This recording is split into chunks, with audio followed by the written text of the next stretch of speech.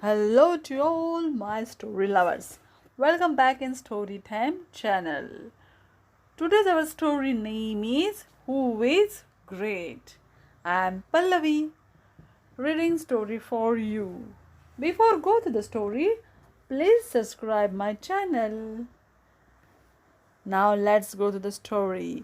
Whenever I teach my class, I make sure that everyone participates in the question answer session. I normally teach for 40 minutes and the last 20 minutes I keep open for debates, question and answers. This way students learn to express their opinions in front of others and the teachers also understands how much the students have learned. Many times I have learned a lot from students during these sessions. Sometimes their questions are so difficult I am not able to answer. Then I tell them that I will refer to my books and answer the next day. Frequently, after the class, I tell a story which leads to debates. Once I made a statement. Many a times there is no perfect solution for a given problem. No solution is also a solution. Everything depends upon how you look at it. We make judgment on others depending upon what we think of them. My students immediately object to this statement. Convince us, they said. Okay, I will tell you simple story. This happened many centuries back. There was a beautiful girl called Ratnaprabha who was rich and bright. She completed her studies and asked her teacher, "What shall I pay you as a Guru Dakshina?" Her teacher replied, "Your father has already paid me. You don't have to worry." Ratnaprabha insisted and the teacher was upset. He said to himself, "I want to test the courage of this girl. Let me put a difficult condition which she will not be able to fulfill, then she will not trouble me anymore." So he said, "Ratnaprabha, on a moonless night, you should deck yourself with lots of jewelry and come to my house all alone."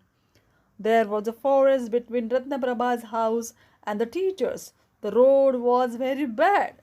There were too many animals in the forest and river too. Ratnaprabha thought for a minute and went away. The teacher was very happy that he had silenced his student. Finally, it was a moonless night. Ratnaprabha decked herself with expensive jewelry and was about to set out to her teacher's house. Her father saw this and was very upset. He asked her where she was going. So Ratnaprabha narrated the story. Her father was taken aback. He said, "Your teacher is a nice person. You must have troubled him, which is why he told you to do this, just to teach you a lesson. I know him well. I will explain him tomorrow. Don't go. He will understand and he will pardon you. You are like a daughter to him." Ratnaprabha did not listen. She insisted on going all alone as she had promised she would.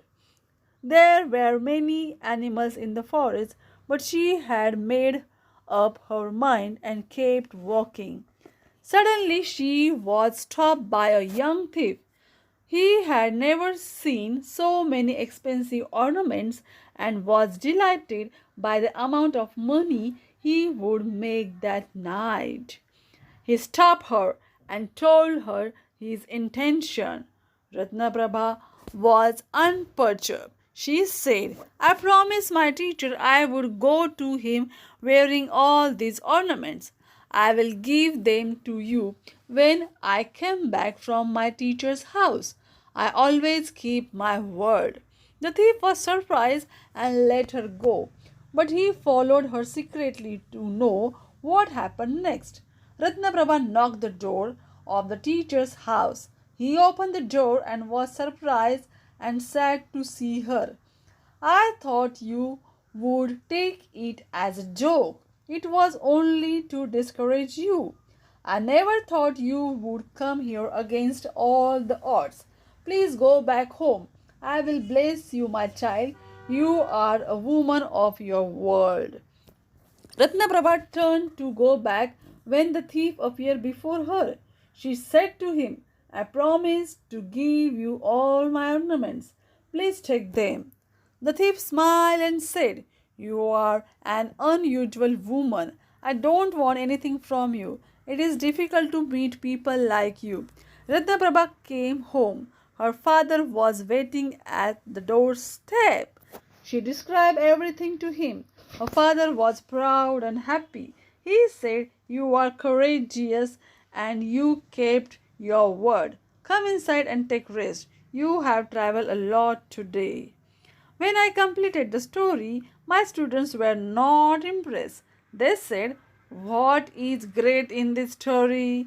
There is a headstrong girl, a foolish teacher, an impractical thief, an irresponsible father. What do we have to learn from this story? I told them, That is how you view things. I understand the story in different way. Courageous Ratnaprabha, kind-hearted teacher, generous thief, and responsible father who values his daughter's word. Who do you think was the greatest person in the story? A lot of noise broke out in the classroom. The students started debating and arguing amongst themselves. I was smiling and looking at them. One group got up and said, Madam, we think Ratnaprabha was great because she was aware of all the difficulties and yet did not change her mind. She was opposed by her father, scared by the thief, worried about the animals in the forest, but still she believed that Guru Dakshina should be given to her teacher. We only hope, madam, you will not ask such a Guru Dakshina from us. The whole class burst into laughter. I did not answer. Another group immediately got up and argued. We don't agree. There was nothing great about Ratnaprabha. She was headstrong girl. The thief was the greatest person because the thief usually robs people without asking their victims or worrying about what happened to them afterwards. There is some bond between the teacher and the Ratnaprabha and between the Ratnaprabha and her father. They had some commitment to each other, whereas the thief was not part of the system. So we think the thief was the greatest personality. Before they could complete, another group got up and argued for the teacher. The teacher was the greatest. He told Ratnaprabha not to worry about the fees. But when she was adamant, he put forth difficult condition. When she came, he was surprised and worried. He did not ask anything else. He blessed her wholeheartedly. The last group did not agree because they believed the father was the greatest. They argued the father allowed Ratnaprabha to take her own decision. How many fathers even today allow their daughters to do that? Madam, in this class, how many girls can take independent decisions? Things became too noisy after this because the debate had now become personal. I realized it was time for me to interfere. I said, There is no one person in this story who was great. It is the way we look at it. Similarly, whenever any problem arises, we should view it from different angles. The decision each of us arrives at will be different. Whenever we blame somebody for a minute, we should enter into that person's mind and try to understand why he did what he did. Only then should we take a decision. Now, my entire class agreed with me. This is the end of the story. Do you like it? Then comment in the box. Subscribe my channel. Bye bye.